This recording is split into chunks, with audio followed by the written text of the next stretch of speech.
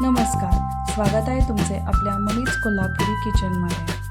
आज आपण अशी रेसिपी करणार आहोत जी उन्हाळ्यात आपल्याला थंडावा देईल, वजन कमी करायला मदत करेल आणि पोटभरीची सुद्धा असेल। आणि ती आहे रेसिपी म्हणजे खमंग काकडी, म्हणजे काकडीची कोशिंबीर। ती कोशिंबीरीला पाणी जास्त सुटू नये, ती करकरीत राहावी म्हणून काही मी टिप्स दिलेले आहेत, तर व्हिडिओ नक्की शेवटपर्यंत बघा।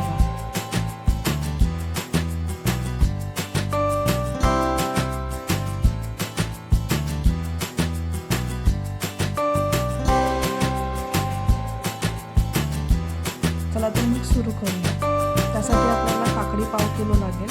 ही काकडी कोवळी काकडी आहे, त्याच्यामध्ये आत बिया धरलेल्या नसतात। सध्या उन्हाळ्यात ह्या काकड्या मिळतात, त्या आपल्याला कोचून घ्यायच्या आहेत, किसायच्या नाही आहेत, किसल्यामुळे जास्त पाणी सुटतं।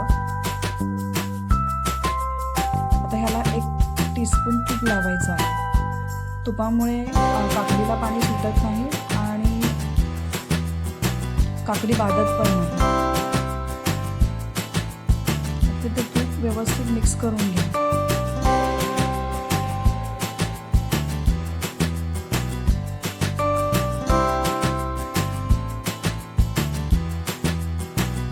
आता आपण फोडणी देऊया। तेल 1 टीस्पून टाका। तेल गरम झाले की मोहरी, जिरे, हिंग, हळद 1/2 टीस्पून टाका। कढीपत्ता टाका। कढीपत्ता छान कुरकुरीत होऊ दे।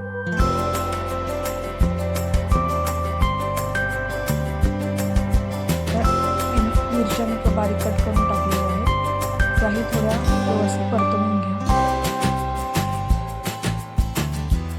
हिंग टाकलेला आहे, व्यवस्थित भाजून घ्या।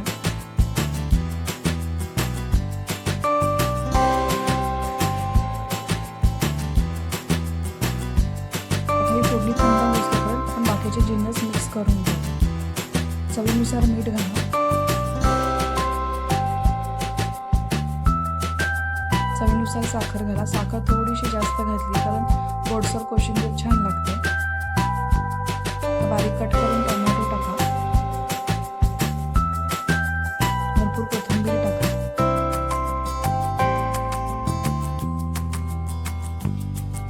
इथं शेंगदाण्याचा कूट मी 2 टीस्पून टाकलेला आहे। शेंगदाण्याचा कूट थोडा कमी टाका। इथे मी दही 2 चमचे घेतलेले, घट्ट आणि ताजं दही आहे, गोड दही आहे।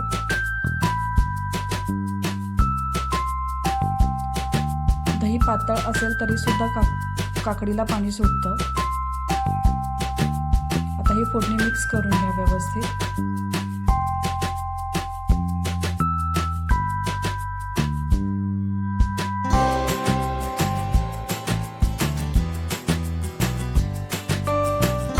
त्याच्यामध्ये आपण डाळिंबाचे दाणे सुद्धा घालू शकतो।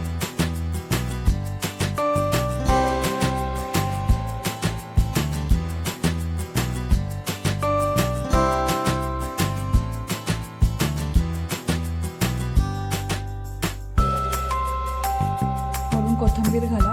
तयार आहे आपली खमंग काकडी। ती फ्रीजमध्ये ठेवली आणखीन जास्त थंड छान लागते।